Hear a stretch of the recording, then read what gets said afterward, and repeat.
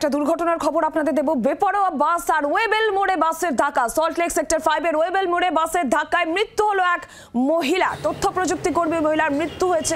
সাঁতরাগাছি থেকে বারাসাত রুটে বাস যাচ্ছিল, বেপরোয়া সেই বাসের ধাক্কাতেই মৃত্যু হয় তথ্য প্রযুক্তি কর্মী ওই মহিলার। আরো বিস্তারিত তথ্য নেব। নান্টু হাজরা রয়েছেন টেলিফোন লাইনের প্রতিনিধি। নান্টু, কি জানা যাচ্ছে, কিভাবে এই দুর্ঘটনা?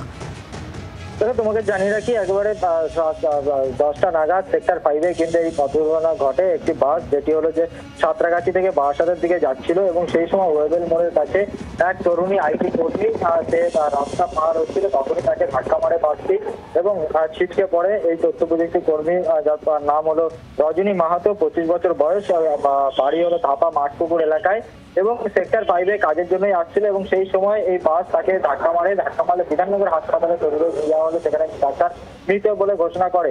যদিও বাসটিকে আটক করেছে ইসপিএস থানার পুলিশ এবং এই গোটা ঘটনার তদন্ত শুরু করেছে। যদিও বাসটিকে আটক করেছে, ড্রাইভার এখনো পর্যন্ত পলাতক রয়েছে, এমনটাই পুলিশ সূত্রে খবর। নান্টু, ধন্যবাদ। বাংলার আওয়াজ, বাঙালির আবেগ, জি 24 ঘন্টা।